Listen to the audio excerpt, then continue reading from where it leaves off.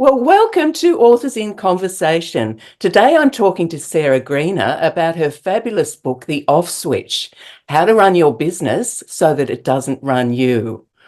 Welcome, Sarah. Start with the book because it's a great topic. I tell you what, business people can work themselves into the ground if they're not careful. Yeah, and particularly women, which is who I work with, and I guess who the story's written about, because it's written about me. And I had this big journey of starting in my own business in my early 20s, having not much else going on but business, really enjoyed business, and learned that if I worked really hard and worked really long hours, we got success. And so by the time I was in my 30s, I was working 60 to 100 hours a week and had been doing so for a pretty consistent period of time. The things that had changed, though, was that now I had a husband and now we had a mortgage and now we had a child. And so the way that I was doing the juggling act for my life and therefore for my businesses wasn't working. And so the off switch is really the story of I did the reverse. So I started living in Thailand and doing all the relaxed things you see everyone on the internet doing. And then we went back to New Zealand and bought a business and started on this journey of doing business, learning business, and acquiring lots of them, right through to having a young family, and kind of had to unpack all of that.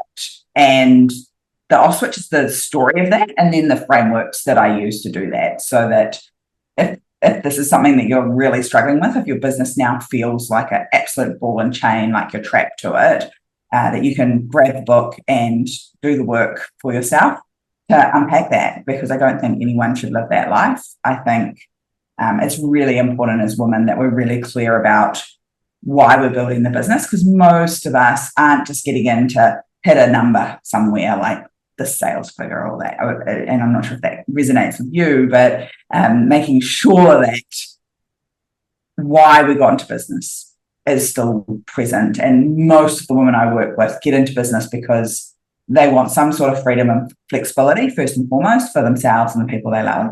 And secondly, because they want to make an impact. And so the way that we build business is a little bit different than the traditional husband with a wife at home that does all of the stuff for them. True enough. What are a couple of key points? If you've got someone starting out in business, what would be the two things you would say to them straight off that they should do, and then a couple that they shouldn't? Yeah.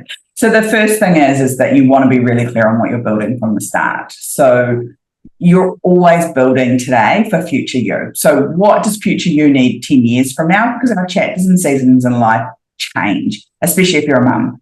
And so before children, it's one sort of chapter. In the early stages, it's a different chapter. Scarlett's 12 now, so we're starting to go into a slightly different chapter again. And so you want to be thinking about what are those seasons that you're going to go through in the next 10 years as a parent, as a wife, as a partner, and then we can build our business from there. Because what happens often is women leave 9 to 5 and then think that they'll just build themselves another 9 to 5. So don't do that. The whole point of leaving the 9 to 5 is so that you don't have a 9 to 5. And so they go from one framework that was very restrictive to them and doesn't give them what they need into another framework that they built for themselves. So you have the choice to build something that works for you in your season. So that's the should do. And the shouldn't do is don't just replicate what you already have. Don't replicate what you know. You're going to have to build something that's different from what you know. So that's the first one. The second one is that there are no rules when it comes to building a business. So you should build whatever you want, however you want. Oh, what I really want to do is just work school hours and not work in any of the school holidays. But that's not possible to build a business and do that. I'm like, anything's possible. You just have to decide what it is you want, and then we're going to structure the business around it. But we have to be a lot more deliberate with your time if you're going to limit it to 9:30 to 2:30 for 40 weeks of the year. Absolutely. But if they can educate our kids in 40 weeks of the year, you can totally run a business. Right? Yeah. Like, although I guess it is questionable whether they are educating our children in 40 weeks of the year, but we're like, there's a lot of work you can do in 40 weeks. 40 focused weeks every year, you can have the other 12 off, no problem at all. So I'm always saying to people, don't limit yourself based on what other people have said or what other people have shown you, there are women all over the world doing all sorts of different versions of what does business look like. And we just want to build it from the start that way. And the flip side of that is just really that don't let anybody tell you what you should and shouldn't do. There is a huge list of shoulds when it comes to being a woman, just in general.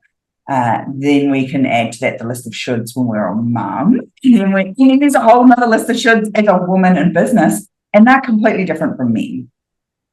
And so if you're trying to comply to all those shoulds, and I can absolutely put my hand up and say, I tried to do this in my 20s, you will fail in every shape and form at trying to do that. And you'll just spend your entire time with expert level mum guilt when you're at work, and then expert level business owner guilt when you're trying to be a mum. And it's just craziness. So instead, we want to be really deliberate and build something that works for us, because our version of success is going to be quite different. So that's really important to me.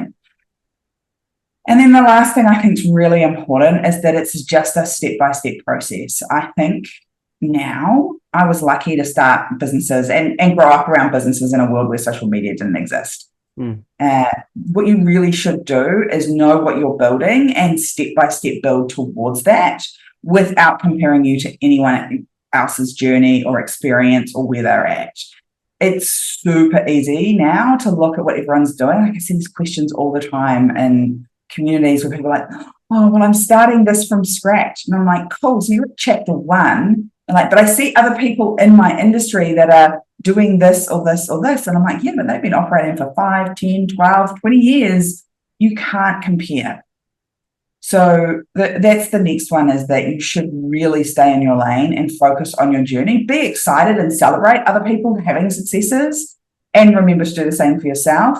But don't compare, because you never have enough data. You never have enough information to be able to compare like with like. And so it's just going to keep you stuck. You're just going to be like, oh, I can't do it because I'm not there yet. Well, you'll never be there unless you start. So taking just one step, any step imperfectly all the time is where it's at. Oh, that's gold. I love that. And on that point of social media, there's the two sides of the coin. And I have to admit to being quite envious of your presence on social media. Facebook in particular, it's just so clear what you're about. You're vibrant. I mean, say a little bit about your strategy with social media, because as I say, I'm looking at this and I'm going, she's got this nailed. Oh, so I need you to scroll back to the start. Oh, indeed. Well, that's the thing. Okay, yeah, you've worked on this for a long time, but that's so cool of you, though, in terms of being someone's coach, is that you can get someone when they're at chapter 1 and go, okay, well, we can fast track to chapter 10. Because I can help you with what not to. It's mostly the what not to do part that, well, from my point of view, I'm in my 10th year of business now, and I know what the hell I shouldn't have been doing and bothering with for, certainly the first 5 years. Yeah, I think it's a space with a lot of noise in it. And I think the shift that you see in mine is trying to follow the noise and where are the trends and where should I be and what should I do, to, okay, this is who I am and this is what I'm doing. And I think that's more reflective of me as an individual, potentially, than my social media strategy, in that I've got clearer on who I am and what I stand for and who I want to attract and who I want to repel. In the early years, I was really nervous about repelling people. I was just kind of likable Leanne. I was so busy trying to make sure that everybody liked me that I kind of stood for nothing. And I stand really strongly for some things. Like when you meet me, I'm super opinionated. I speak really powerfully about certain topics. And then there are other topics I just don't touch at all because I'm very not knowledgeable in those areas. And so I think the social media has kind of been a reflection of, okay, let me be me online.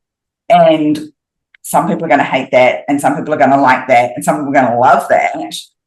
And that's the same in real life too. And I think one of the big things that someone said to me, and they're like, you don't even like everyone. You, in the real world, you don't like everyone. And yet you are trying to be this mythical you online that everybody likes. So I think the one thing is I got really clear on who I was and what I stood for and what I stood against. And then I could speak really clearly to that. The other thing is In the early days, I didn't believe in spending a lot on brand. So recognizing that I've been in business for 20 years. So doing brand and design and that sort of thing, website was over expensive. And then anytime you wanted to change it, you had to go back to the designer that had you screwed in. The invention of Canva I thought was going to change all of that for me. I was like, yeah, I can do it all myself. Turns out I'm still a crap designer, even with the tools that are in place. So a big shift for me, and the vibrancy that you see is a shift where I actually worked with a designer who specializes in Canva. And so she does the entire brand in Canva so that you can then come away with your templates in a way that it's far more aligned. And so that one there was a big shift for me.